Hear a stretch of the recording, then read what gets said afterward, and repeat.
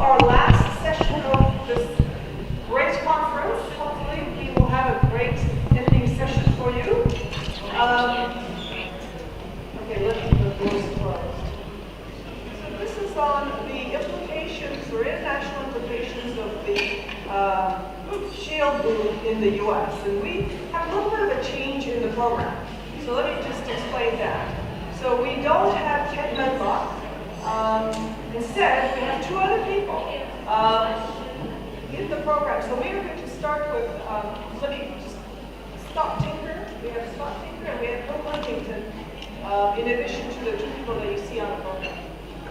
So let me just say that the saying, may you live in interesting times, seems to be just tailor-made for the energy industry. Here we were going at $100 per barrel for oil, and then at the end of 2014, we're at 45. Natural gas prices in the U.S., I don't know too much about natural gas in Europe, but they've been very, very low. So this ample supply coming from the U.S. has really changed the picture, technological changes. And, you know, for the U.S. in oil, we're producing about 9.4 million barrels per day. And since 2010, when the shale revolution began, the U.S. added about 4 million barrels per day of output. And that's more output, that change is more output than any other country in the world with the exception of Saudi Arabia, Russia, and China. So it's a lot of output coming out of the U.S. And then in terms of gas, the U.S. has been breaking records for output for gas since 2011, I think. So there's a lot of oil and gas coming out of the U.S. So right now is to look at these developments in the U.S. and see what they mean for Europe and Asia. We have a very incredible set of speakers, and I'm going to introduce them to you. They will talk, no questions unless, you know, any explanatory question, but we'll have questions at the very end. So our first speaker is going to be Scott Tinker. He is the director of the Bureau of Economic Geology at the University of Texas in Austin, and the director of the Advanced Energy Consortium. He's also the acting associate dean for research and professor. He holds the all-day endowed chair in the Jackson School of Geosciences at the University of Texas in Austin. And he's going to discuss the developments, shale developments in the U.S. After that, we will have Laszlo Varro. Laszlo joined the IAEA, the International Energy Agency, in 2011 as the head of the Gas, Coal, and Power Division. And before joining IAEA, Laszlo worked in the private sector as the director for strategy development at MOL, or MOL Group, an integrated energy company. And so he's been in the private sector, and now he's at IAEA. And actually, before that, he was telling me he was at the Central Bank of Hungary, so he's done a lot of different things. After that, we will have Dr. Zhen Wang. He is the Deputy Director General of Policy Research, Office of China National Petroleum Corporation, and a professor at the China University of Petroleum in Beijing. And he's going to discuss the impact of the oil price and the prospects of shale and renewables from the perspective of China. And finally, we will have Bill Huntington. He is the Executive Director of Stanford University's Energy Modeling Forum, where he conducts studies to improve the usefulness of models for understanding energy and environmental problems. And Hill's going to talk about the latest shale study that they have done with the Energy Modeling Forum. So with that, I'm going to invite Scott to start us off.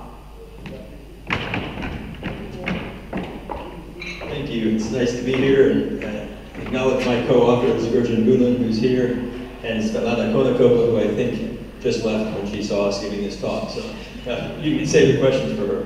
Anyway, we've got fun things to move through here, make sure that we can. Whoops. So, acknowledge our funders for this and colleagues and for potential conflicts. You can see our website there. This is we'll do it in 3 parts. Shale in North America, U.S. shale production models, and finally some options to shale. Environmental and perception challenges I will not talk about today. I have 18 and a half minutes. I won't talk about corporate industrial economics, coming technologies, or policy and regulatory frameworks, and other things, which we talk about, but that will not be here today. So let's start with shale in North America.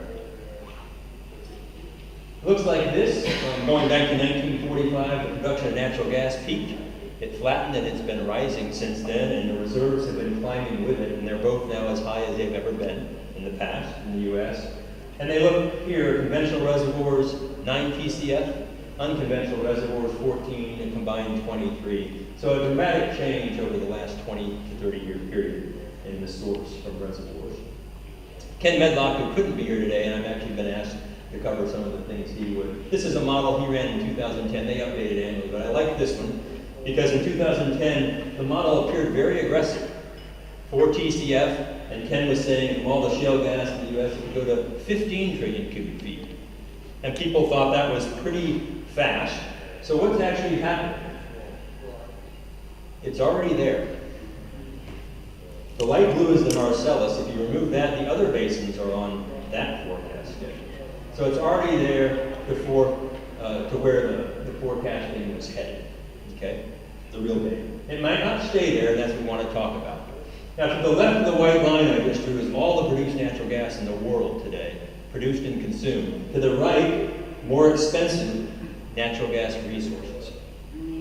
And sitting out here are tight shale and coal bed methane. These are not reserves, these are just the big pot that's there. And those are the unconventional reservoirs. Now, at $8, that opened up a lot of real estate. You could go after some of these tight shale and coal bed methanes. If I lower that to $4, it takes a lot off the table. Now, we want to talk about the fact that at $4, you can still make money in some shale gas basins, but you have to be in the best parts of the best basins. Global consumption is 115. What did that do to drilling? Wells, these are the natural gas wells at $4 an M, up to 8, back down to below 4. The U.S. rigs drilling for gas rose, and they plummeted steeply from 1,600 down to just over 200 rigs operating. And people said back in 08, 09, the shale gas bubble has burst. The production will now fall. What has production actually done? So far, it continues to rise. Again, we'll talk about why, and it won't last forever. But this is an important concept to understand. Oil. This is total oil production in the United States. And it looks like a mountain. Go back to 1859, and it did peak. And it looks like it's been coming down very quickly. Same kind of thing. Ed Morris, a friend in New York, and Ed was forecasting shale oil. And these are the shale oil basins. And he said from less than 500,000 barrels a day, in just 12 years, it could go up to close to 4 million barrels a day from shale oil alone. And I'm showing IRRs of 10%, costs of $45 to $70. It's more expensive for sure. 3.8 million barrels on a $19 million consumption. How's it doing? Here are the actual production data. It's actually beyond where Ed said it would be already. Now again, we don't know what the future looks like, but this is what the past looks like. So if I take that actual production history and I put it onto this plot at the same scale, horizontal and vertical, only 10 years, you can barely see it. So I'll draw an outline around that in green and remove all the nasty data. And there's the actual production of oil in the United States today. And if I were here several years ago and said that was my forecast for the future, you probably would have asked who invited this guy. Okay. That's remarkable. Now we don't know where it's headed. Where's oil come from? Produced and consumed are to the left of the white line. The unconventional reservoirs sit out here again, resources, not reserves, but substantial. 1.4 trillion barrels to the left and several trillions of barrels to the right. At $100 oil, a lot of that is open and was being worked on and developed. If I drop that to $50, again, it starts to take a lot of things off the table. Not everything, but quite a bit. Okay. Number of rigs in oil look like this. They were, remember $10 oil back in the late 90s? Up to $100 now, back to 50. And look what the rig count has done for oil in the US. It's almost half what it was a year ago. People have said the shale oil bubble has burst. Here's the production. And we ask ourselves, where is it headed? Maybe gas tells a little bit of the story. 6 to 7 years of natural gas continuing to rise, even though rig count fell from 1,600 to less than 300. Why does this happen? We've done some studies at the Bureau, and Svetlana and Yücel are here, and we have a big team, engineers, geologists, and economists working together harmoniously. It's very fun. We ask these questions. What's the original in place? How much is there? What's the technically recoverable? What's economically recoverable? And what are some future scenarios on that? We don't forecast, but we look at scenarios based on a model and lots of input possible assumptions. These are color-coded by geology. I'm a geologist, I'm not an economist. So older rocks in blue, middle rocks in green, and younger rocks in yellow. And there are a lot of shale basins in the United States. Many of them don't produce. So we've looked at these. The four: Barnett, Fayetteville, Haynesville, and the Marcellus. The big four, if you will, but there are others. And we're studying currently Eagle Ford, Bakken, and Permian Basin shale. Those studies are ongoing. I want to talk to you very briefly about the four shale gas basins from the team. Here's a cross-section. You may not be familiar with this kind of thing. You may be. Drill well logs, the log that you get data, put a section together which cuts through the earth, and we can look at the geology. So this is the Barnett shale, and we like to know how thick is it, because the thickness and the aerial extent starts to tell us about how much is there. The other part that you have to know, besides the total size of the tank, is how big are the holes inside of that system. So this is a picture of the Barnett, and those black areas, the dark black, are the actual pores in the Barnett. Okay? Now, it's very highly magnified. This is a hypothetical pore with methane molecules, carbon and 4 hydrogens. I'm going to scale that to be the same size. It almost goes away, but my colleagues here in the front can see it. Some of these pores are 20 molecules across. What does that mean? It's something we understand. Here's a human hair. These colors look like one. I'm going to shrink the pores to the same scale as the hair. You can put about 200 pores from the Barnett across the width of one human hair. That's why you have to hydraulically fracture. Natural gas and oil don't flow out of that system by themselves. So we take those pores and we multiply it by the thickness, and that makes the original in place, or the porosity thickness, excuse me. The porosity, the holes times the thickness. That begins to tell us what our tank is. And the next map we make, and you can see it gets greater as you go to the east and northeast in the Barnett. It's about 8,000 square miles, the Barnett. It's a big area. The next map says what's in those holes. We look for the natural gas, we look for the liquids, we look for water, and other kinds of things to fill the holes. And again, you can see the original gas in place increasing to the north and the east, but there's heterogeneity. And finally we ask, how do these things produce? So these are productivity tiers. We divided this into 10 tiers, not chord on chord. Each little square is a square mile, and it's pretty speculative. And the reason we do this is because we're doing a bottom-up model. We go into each of those sections, each of those square miles, and drill new wells. And we ask, what are they going to produce in the future? And this helps us to understand the difference. And there's a remarkable difference. You hear an average Barnett well doesn't make money. Well, an average Barnett well doesn't describe the Barnett very well. So let's take a look. Tier 1 looks like this. It comes on strong and decreases, and that's a pretty good well. That'll make money at about $3. Okay? Here's Tier 2, and then on down to Tier 10, and I don't think Tier 10 actually makes money at $500. Okay? So there's a lot of heterogeneity in the system. Operators have retreated into Tier 1 and Tier 2, and some in Tier 3 and 4. They're developing that acreage, and that's why that production of shale gas continues to climb as you look at each of these basins. It won't last forever. There's only so much real estate to do that, but that's still going on. The outlook model, this is the economist, so I'll say all these words and I'll understand a few of them. Estimated well profitability, potential well of the inventory we look at. Economics representing incentives to drill, so we're looking at price, cost, basis, technology, regulation. These are all part of the inputs. The pace of drilling matters, and we try to use history to help in the future. And then the market parameters, technological improvements and other things. These are all inputs to the model. We're going to look only at price sensitivity in this next set of graphs. Everything else is fixed except for price, which we know isn't realistic. Costs change with price. But we wanted to see how sensitive. At $6 Henry Hub, there's the Barnett. Here it is at the EIA price deck, which is a variable but increasing price deck. Here it is at 4 and finally at 3. Not a lot of sensitivity in the Barnett because it's been heavily drilled. It's been producing for many years. Okay, so it kind of has set its own pace by now. The production range here is 44 to 47 trillion cubic feet in those set of future scenarios. Right?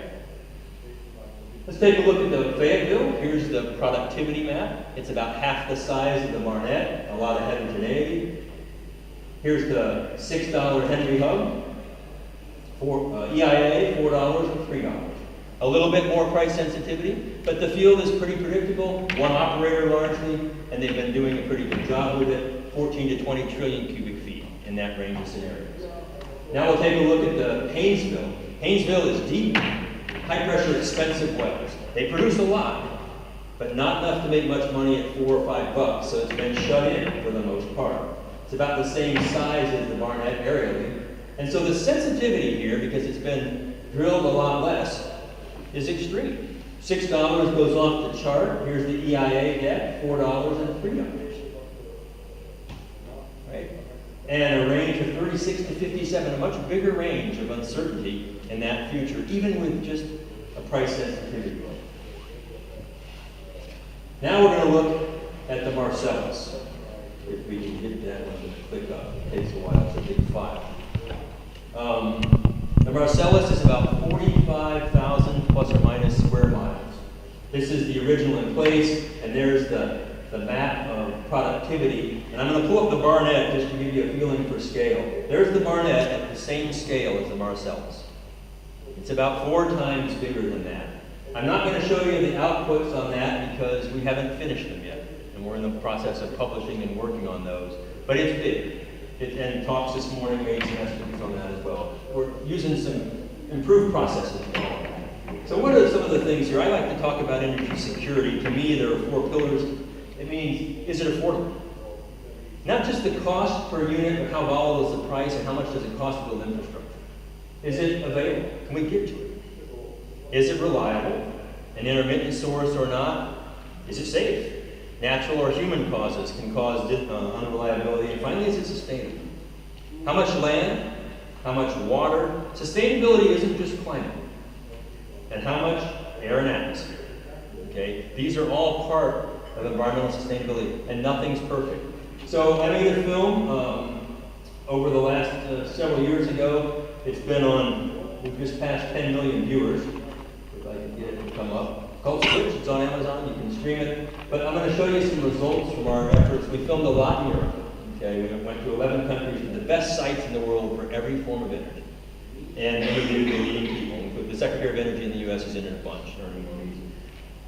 So I'm showing the security positives for each of these forms and some of the challenges in yellow. Nothing is perfect. So coal is available, affordable, it's reliable. That's why we continue to use it. Why am I doing this? Because we don't often talk about options. We can not like fracking, and we can not like nukes. And that probably means you like coal, right? So you've got to look at all the real options that are out there. But there's mining, there's water, there's emissions, natural gas, it's available, affordable, reliable. It does have challenges with land, air, and water, more than some companies might portray, less than the public perceives. Okay? Nuclear, it's available, affordable, it's reliable, sustainable. It's a pretty impressive fuel. It's very dense. They're expensive to build the plants depending on where you live, and you have to handle the waste and the safety. How about solar? Available and sustainable. Certainly some good talks here about that. It's expensive and intermittent, and still inefficient. There's still things called night and clouds. So you have to store that energy somehow, okay? Or have enough installed capacity to not have to store it. Wind, it's affordable, it's sustainable, but it's intermittent. Land and visual is significant. Texas is the biggest wind producer in the nation. We have 13.5 gigawatts of installed wind capacity. It's expensive to get it to the cities. $8 billion in 345 kV lines. Hydro, affordable. Water and topography. Geothermal, it's reliable and sustainable. Energy density. It's It's not a dense fuel. On the transportation side of things, oil. What do you replace oil with? More oil. Unconventional reservoirs. It has its challenges. Biofuels has lots of challenges. I heard it mentioned this morning. I won't dwell on gas and electricity. We've just gone through those and finally hydrogen. So nothing's perfect. And I make a chart to this and show you in reds and greens and yellows. But a portfolio here does make some sense. Where's the shale gas? Coming back to it then. This is a map showing some of the assessed basins and resource estimates. We've highlighted a few here and put some TCFs. Again, resources, technically recoverable, but a lot of these haven't been developed much. They're starting to be, some more than others. Interestingly enough, the politics of all this, what drives shale, and this is kind of a fun way to end, okay, but in the U.S., supply and we own it. The citizens own the resource for the most part. That drives a lot of interesting development behavior. In Australia, there's supply, South America supply. That's some of the drivers. There's demand in China, looking around the world for these kinds of technologies and potential supply here. In Africa, as a geologist, unfortunately, it's a lot of granite. There's some shale basins to the north and south, but not a lot. And just to have some fun, since we're in Europe, what drives things in Europe? It seems to me passion drives a lot of shale behavior in Europe. I heard, companies mentioned this morning and blah, blah, blah, blah. But certainly there are potential resources here. Great, I'm going to be ahead of schedule. How about Russia and the Middle East? Revenue drives their behavior. What do I mean by that? Mr. Putin wants to sell cheap conventional reservoir gas to Europe. Why would he develop shale yet? The Middle East, the same for oil and gas. Rosgas Alpha, 3 TCFs for the LNG facility out through the Straits of Hormuz. Why sell the expensive stuff? Now, as a geologist, I know you know this, but I'm going to say it anyway. Where there's conventional oil and gas found, there are source rocks. There's a lot of conventional gas in the Middle East and conventional oil and in Russia. And they are quietly starting to test and develop those unconventional reservoirs. They would like to hold off as long as they can until the price can benefit in that price spread. Because it's cheaper to do the unconventional stuff. Don't blame them. It's a revenue driver. But I'm worried. I'm worried about governments. I'm worried about well-intentioned governments with all this in mind who do well-intentioned things, but sometimes, like these folks, these guys were putting in these posts to keep people from parking next to the building. And I think they forgot where they park. And I worry that governments might be putting up posts to do well-intentioned things, but sometimes not quite remembering where they parked. And there are a lot of unintended consequences of well-intended policy. And I've been impressed this week by The Economist and your practicality on many of these matters. In fact, much more so than many of my scientific colleagues. Summary. Bubble or boom? Well, as with many things, it depends on your time frame. I'm not a big fan of talking about sustainability without a time term in it. Sustainability over what time frame? Oil and gas can be part of the energy mix for many decades. 87% today, 87% 30 years ago. Demand continues to grow, although there are bright spots there in demand. Conventional reservoir production is slowly declining. Shale represents a large, expensive, technology-heavy resource. Some parts of the world with major conventional reservoirs are just beginning to delineate those quietly.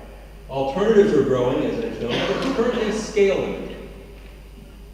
The growth rates are fantastic when you're building on something small. We consume a tremendous amount of energy in the world. Oil and gas from shale will be a part of the global energy future. It's not a bubble or a boom. Kind of a silly phrased question, in my opinion. They will be a part of that future. And Yücel and I flew over here on the Texas jet, so we'll fly home on that tomorrow. Thank you.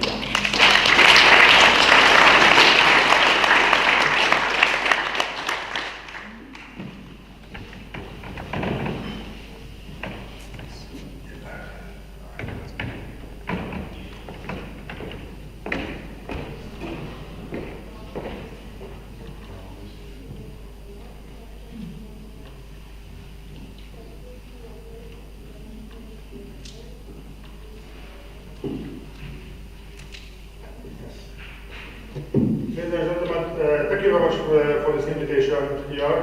And I'm going to talk about some of the international implications of US shale. And watching the world from outside the United States, I can tell you that ever since large-scale shale production, first gas and then oil, started in the United States, it became a very, very big story. It's been discussed very frequently. There are some very strong opinions about it. Some of them are true, some of them are not. So here I'm going to talk about two things which I believe to be a genuine game changer, and two other things which are very, very frequently discussed, but I believe them to be an urban legend, and I'm going to explain why I believe them to be an urban legend. But let's start first with the game changers. And first, just a personal note, given that the IAEA's mandate is energy security, it wouldn't surprise you that ever since the conflict between Russia and Ukraine started, I spent a lot of time discussing gas supply security with European governments, where in every single meeting I'm being asked that we want to reduce dependency on Russian gas, we want to import less gas, how do we do that? And my typical answer is that, unfortunately, if you want to reduce imports of gas, you have to run very fast just to stand still, because Europe currently is facing a simultaneous decline of three important domestic energy resources. Okay, renewables are growing in Europe, and that's a good thing. But Europe has a very strong, very ambitious climate policy, and carbon capture and storage is not doing anything in Europe. Consequently, the only way to reduce coal-related emissions is to kick out coal. If you take the number of coal-fired power plants that will be decommissioned in Europe in the next 20 years, you could replace them by around 120,000 windmills. That compares to the roughly 10,000 currently in the state of Texas. Very interestingly, the conflict between Russia and Ukraine and the gas supply security concerns had precisely zero impact on the politics of nuclear power. So the countries that were against nuclear power continue to be against nuclear power, whereas the countries who were in favor of nuclear power believe that they have one more reason to be in favor of nuclear power, but there is no change in the outlook. So the number of nuclear reactors that will reach the end of their lifetime in the next 20 years in Europe could be replaced by solar panels on top of 52 million houses. And let's suppose that we have free electricity storage for that. And last but not least, North Sea gas production is at the end of the road. And the amount of decline that we project for the next 20 years is equivalent of around 5 times the current European biogas production. And also, interestingly, the conflict between Russia and Ukraine had precisely zero impact on the politics of shale gas in Europe. So the countries who oppose shale gas development continue to oppose shale gas development even in this scenario. So even with a very ambitious renewables policy, given the simultaneous decline of coal, domestic gas production and nuclear, there is no chance at all for Europe not facing a very important gas import dependency. And also, currently, the second most important import source to Europe after Russia is North Africa. And for reasons which are unrelated to the Russia-Ukraine conflict, North Africa is also not regarded as a very promising, very optimistic region. I mean, of course, nobody doubts the geological resource base of North Africa, but all the North African producers face a quite difficult combination of systematic underinvestment in upstream, plus a runaway growth of domestic consumption, very often fueled by inefficient price regulation, plus serious terrorist problems, security problems, civil conflict, and so on. In fact, the largest geopolitically related gas supply disruption in European history was totally unrelated to Russia and Ukraine. That was the disruption of Libyan gas exports to Italy, which never recovered from the civil war. And by the way, that gas was replaced by Russian gas. So taking a look at the evolution of the domestic energy system, I have to say that there was a degree of resignation about gas supply security in Europe.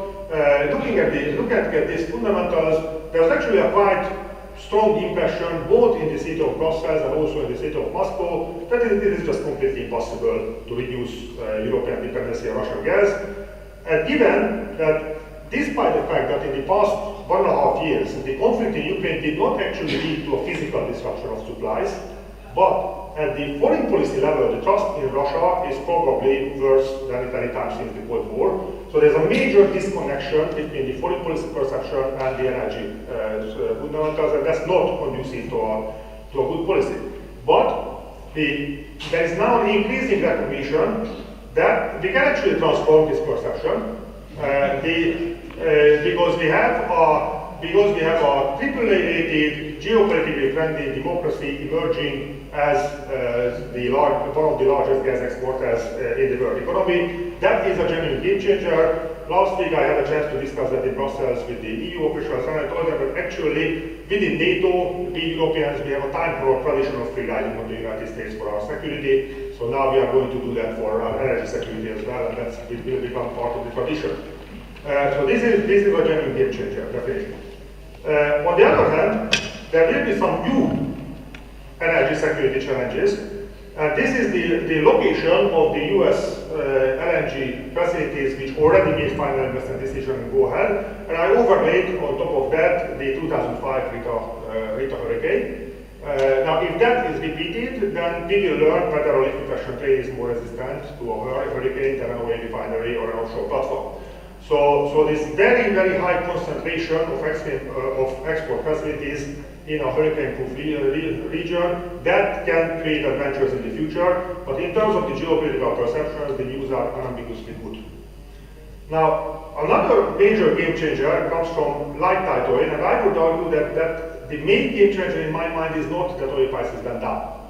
The main game changer is that the dynamism of oil markets will completely change. Because we had 40 years during which the oil resources available for private companies became more and more capital intensive, higher and higher lead times, more and more rigid investments.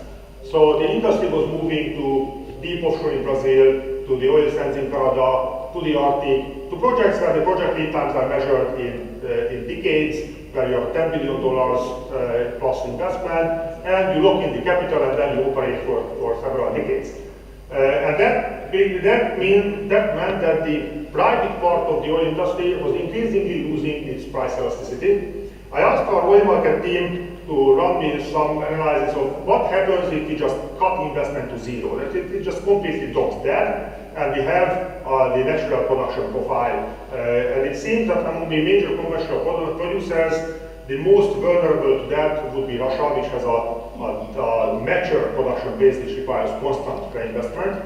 But even in Russia, you would have a decades-long smooth evolution of the production.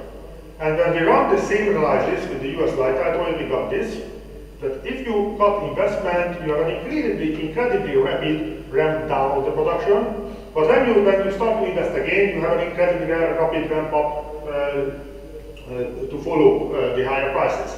So after 40 years, when the non-OPEC oil supply became more and more rigid, less and less price elastic, and had a longer and longer lead time, we suddenly had a rapid response price elastic supply source, and that leads to a completely different microeconomics of oil markets. If you have a very rigid supply and demand, and you recall your studies of microeconomics 101, you have a very inelastic supply meeting a very inelastic demand, something happens, you have a big jump in prices up and down, and you will have a very volatile, very unpredictable price evolution. Now, instead of that, we now introduce a very elastic part to the supply curve, and then something happens to demand or supply, and what happens is nothing at all. Or by the way, if something happens with the low-cost part of the supply curve, did anybody notice that we lost 500,000 barrels per day production from Libya in the past half a year? Nobody noticed it. Okay. Because if you have an oil market if you have an oil supply curve like this, you introduce a big price elastic portion, you lose something in the beginning and nothing happens. In fact, I would argue that light tight oil is actually a major threat to our profession, energy economists. You don't need energy economists for light tight oil. Okay? Because the production cycle is so short. You recover the net present value of your individual well in, let's say, 2 or 3 years within the time frame of futures markets. So you don't need scenario analysis. You don't need long-term demand projections. You don't need supply-demand analysis. You don't need to understand the geopolitics of the Middle East. No, the only thing thing you have to know is what is your production cost, and you have to take a look at the futures curve, and you can lock in, you can hedge your production. So that leads to a very, very different microeconomics of the oil market, which has been unknown for a half a century. And this is a major game changer in my view. Now, it is time to move to the urban legends.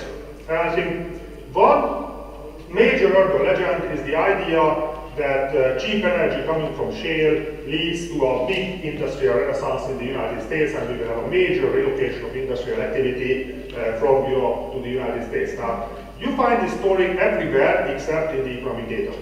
There's very little empirical evidence for such a relocation actually happening. Or more exactly, if you do a Google search, it turns out that the most frequently quoted story is the decision of BMW of outsourcing to the United States. BMW did outsource to the United States only in 40 cars. If you run the numbers, it turns out that if you buy a BMW, there will be $50 worth of American energy in it. And so what? So what? I mean, that's a $30,000 car. So the actual impact is very, very small. In Europe, the only industry which is really heavily gas intensive is the chemicals industry. Now, I used to work in the European industry, so I can tell you that the European chemicals industry was already in deep, deep trouble well before the shale gas production in the United States started, because of competition from the Middle East and Russia, and instead of that, now it is in deep trouble because of competition from the US producers. But the energy-intensive chemical industry is less than 1% of European GDP. So the more indirect impact is through electricity prices. Cheap electricity burned in power plants, you get a result. But when we disaggregate the electricity prices, we come some interesting results. That the European industry is paying around $35 billion more for electricity than if you consume the same electricity with the US industrial electricity prices. So that's a significant amount of money. And around $3.5 billion is coming from carbon pricing, which is part of the electricity pricing in Europe. Around $5 billion of that is coming from renewable subsidies. The United States has renewable policies, but Europe has a higher share of wind and solar in the energy system, and the European renewable energy on average is more expensive. Because in the United States they figured out that, believe it or not, it actually matters whether you put your windmills to places where the wind is blowing and the solar panels when the sun is shining. Nobody explained that so far to the European grids. So the renewable policies have around a $5 billion impact, and if you calculate how much gas you have to burn for the European industrial electricity consumption, shale gas adds another $5.5 billion. And interestingly enough, the most often quoted things, the European climate policy, the European renewable policy, and the lack of shale gas, explain less than half of the electricity price difference between Europe and the United States. More than half is in the network component. Now, there's absolutely no reason why electricity networks should be cheaper in the United States and Europe. The reason why they seem to be cheaper is that the United States had several decades of systematic underinvestment in the electricity networks. So the networks are now depreciated, and due to the regulatory accounting, they accounted at a low value in price regulation. But this is actually an important policy problem, which is increasingly realized in American energy policy, that the aging electricity network is something that the US will have to do about it. Now, so I would say that the idea of a big industrial allocation and having major macroeconomic impacts is an urban legend. There are good reasons to worry about the competitiveness of Europe, but energy prices are not in the top 5. Now, the other urban legend, which is very happily promoted by the US gas industry, is the idea that we will just save the world from climate change by using clean gas instead of dirty coal in Asia. We export all the LNG to Asia, we replace coal in Asia, and we're done. Now, there are two big problems for this. One is that the scale of coal use in Asia is just way too big for that. So if you take 200 billion cubic meters of US LNG exports, which by the way is 3 times as much than the combined production of all the projects which currently got an export license. So that's very much on the high end of the possible production. But even if you do that, you close maybe 10% of the gap in between what we call the new policies pathway, what we see as most likely in power sector emissions in non-OECD Asia, and a pathway which is consistent with our 450 ppm climate stabilization. So you export US LNG to replace coal in Asia, and congratulations, instead of a 4 degrees pathway, you are now 3.9. The scale is just too big. And by the way, if I take the renewable investment program in China, we have absolutely no doubt that as China is moving away from coal, they will use much more Chinese solar, Chinese wind, and Chinese hydropower than US energy. So the diversification, the main diversification away from coal in our view in China is not going to be from domestic coal to imported energy. It's going to be from domestic coal to domestic low carbon sources. Now, the other major problem with this is that, of course, at the combustion level, you have almost twice as high emissions from a good coal-fired power generation equipment than from a combined cycle gas turbine. But as you know, methane has a brutal greenhouse gas impact. So to what extent you are better off burning the gas than the coal depends heavily on the amount of methane which is leaking from the gas infrastructure. Now on that there is an almost religious debate. And the first problem is that methane leakage currently is not properly monitored and not properly measured. So basically the gas industry is telling us that don't worry, this is not a problem, we are in control. We don't actually have any hard data because we don't measure it, but believe us, everything is fine. So instead of picking one single number, we had a review of various analyses. It seems to us that in the best case for well-managed projects, you can keep methane leakage under a threshold when you are still very safely part of the solution for LNG. But we also found that there is a long tail of badly performing projects which are actually worse than coal. So you have some methane leakage from the shale production, from inadequate well completion, some methane leakage from the compressor systems in the pipelines, some methane leakage from the liquefaction process, then during the shipping. By the time you get to China, Korea, or Japan, you are actually worse than coal. That can happen. I'm not saying that it definitely does happen. In well-managed projects, you are still under it, but this is a major threat to the strategic future of gas, and we believe that this is something that the gas industry should pay much higher attention to. So these are the game changers and the urban legends, and thank you for the attention.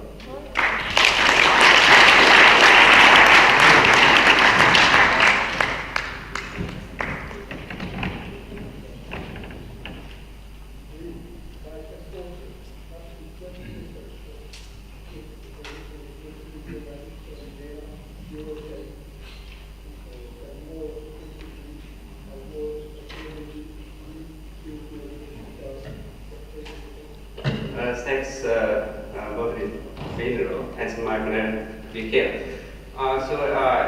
Just as mentioned by the Pedro, so I originally want to focus on the oil price impacts on the renewables investment. And just as the Scott mentioned, so the oil gas will still be the key to the energy security in the world as well in China, especially the natural gas. Would play the most important role in the future, and the gas would be the gold age in the future. So today, I've mostly focused on the North American shale revolution to the impacts of the implications to China, especially on the gas industry. So focused on three aspects. So the first, the North American shale revolutionary speed up the Chinese energy upgrade. So, and first also the very brief review on the Chinese energy progress developed in the last 10 years or more 10 years. So the first is on the in the project. So we can see the China's made much progress much progress to enhance the capability of the supply and totally so maintain a high degree of independence just because of the coal can be supplied by Chinese itself.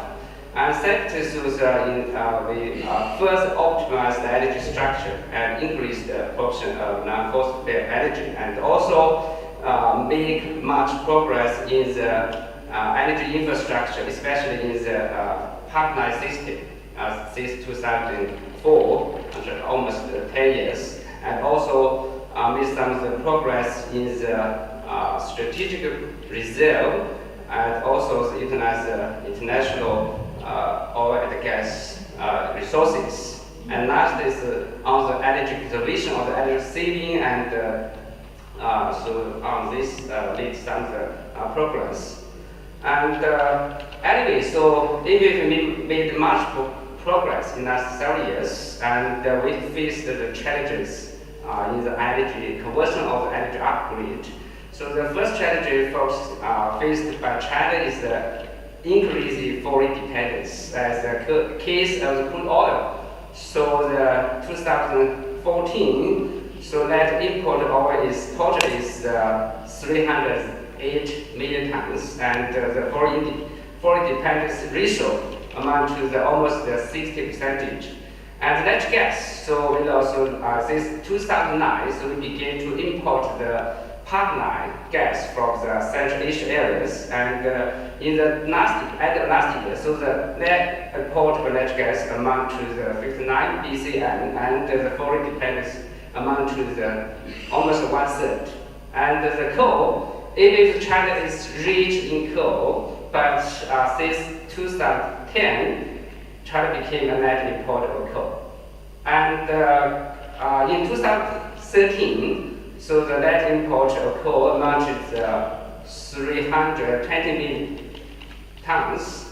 And last year, so compared to the 2013, so the coal consumption decreased.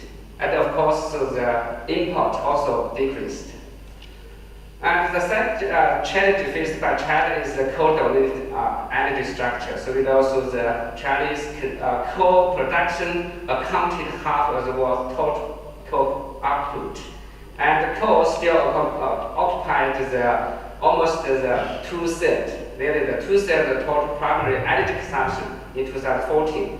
So even with also the production and the consumption and the import became to decrease after the successive 14 years growth, and also with also the excessive reliance on the coal results problems in the environment and the climate change issues.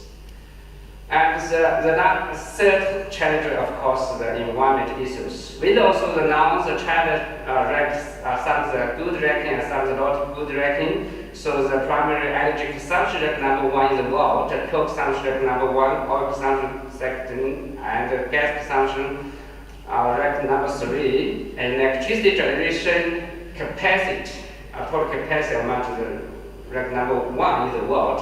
Of course, so the bad news, the carbon emission surpassed the United States in 2010. So how to improve or upgrade the energy? So we must, one thing of course in the non-future, so maybe we must increase the non-fossil energy resources.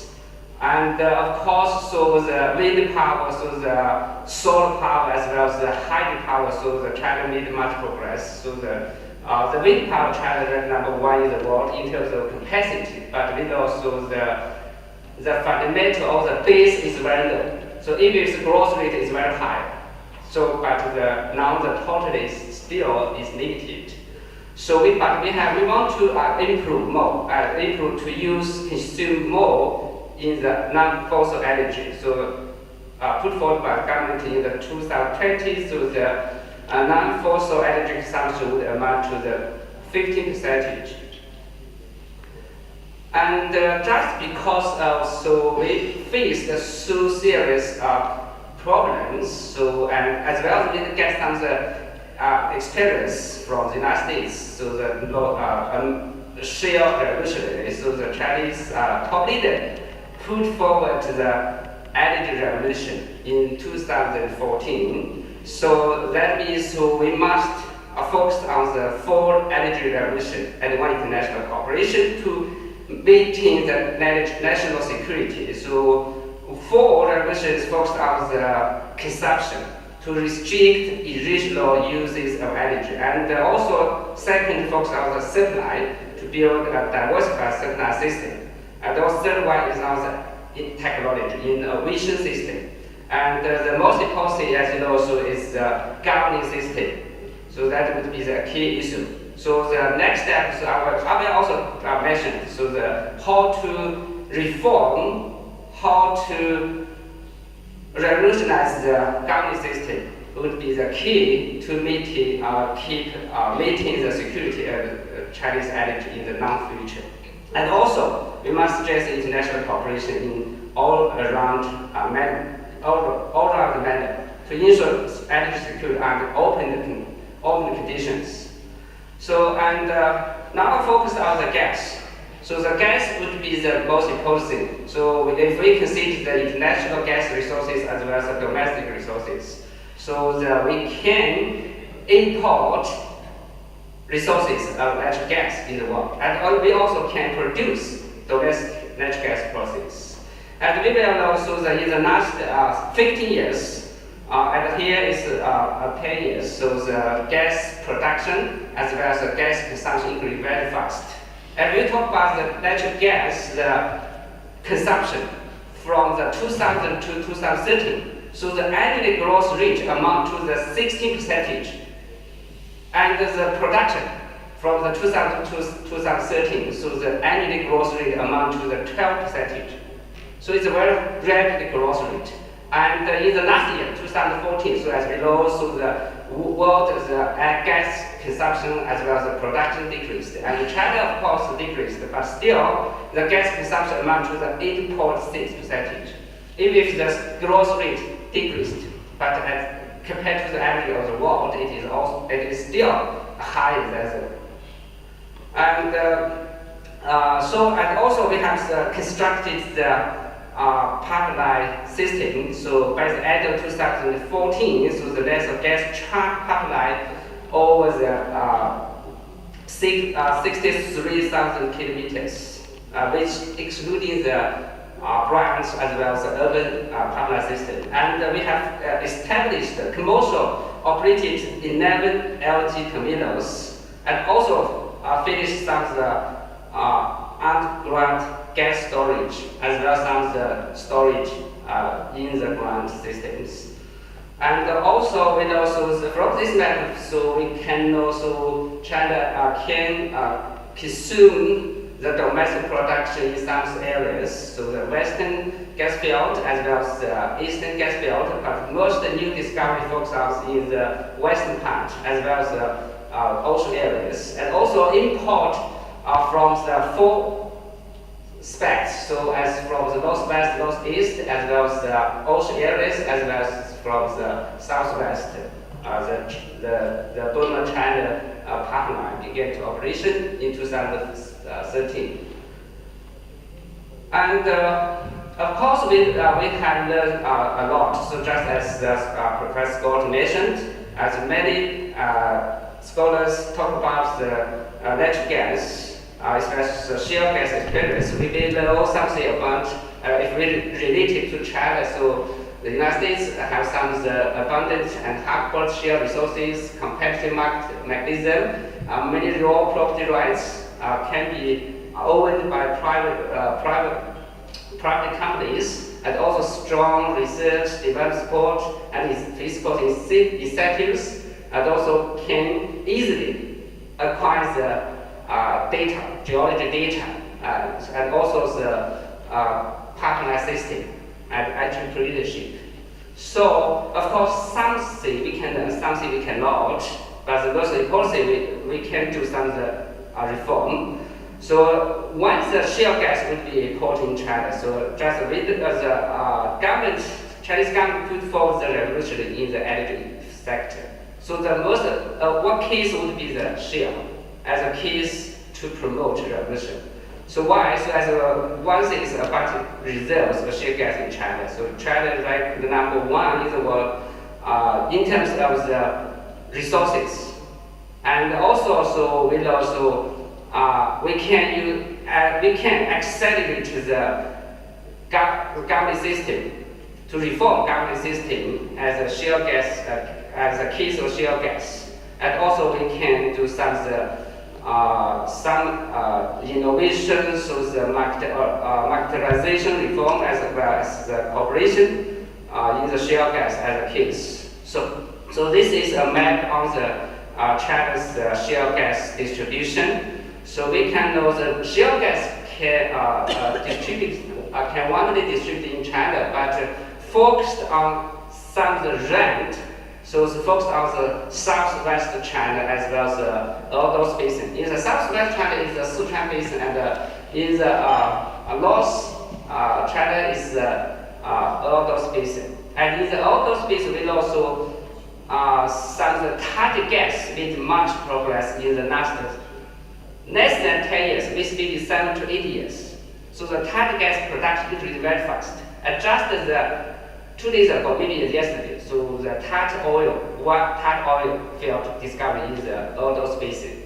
So that means so that in these areas, so the conventional, unconventional, the oil, the gas are rich in these areas, and also in the Sichuan areas. So of course, so the different predictions have different results. So from the Chinese government Ministry of Land and Resources, so we know so the recovery of shale gas resources amount to the 25.8 TCM, but from the EIA, so we know that number would be the 36. And from some of the geologists believe if the 25 is bigger, so maybe it's small, but if it's small, so that means still means that China is rich for the shale gas resources. And the Chinese government want to do more, and in the last 7 years to do some of the promotion policies in the shale gas, as well as some of the production plan subsidy policy. So the subsidy policy from the 2011 to the end of this year. So if one cent shale gas produced, the government can subsidize the 0.4 INB, and in the next 5 years, so the government reduced this kind of subsidy, but still has subsidies. So and from the 2013 to 2018, so the subsidy reduced to the 0.3 INB per cubic meters, and from the 2008 to 2020 reduced to the 0.2. So that's if the subsidy policy reduced, but still as the fiscal policy to promote the shale gas, and also the deregulated gas price. So the shale gas as well as the CBM's price is determined by the market. So and that can if the shale gas was produced, if you can find users, you can margin the price. You can talk about the price. What is the best price? Depending on the market. And also the government publish the shale gas industry standard, and also mineral license to private companies and international cooperation with international oil companies. And as you know, in China, so most of the oil and gas mineral rights are owned by the state-owned enterprises, especially the CNPC, the Sinopec, and the CNOC as a local state-owned enterprise in Yanchang. So almost all the mineral rights are owned by these 4 companies. And the shale gas, of course, we know the shale gas is kind of gas. But the Chinese government want to do more, so want to stimulate the gas industry, so let the shale gas independent mineral rights. So that means so the private companies can bid for the shale gas, and also in fact bid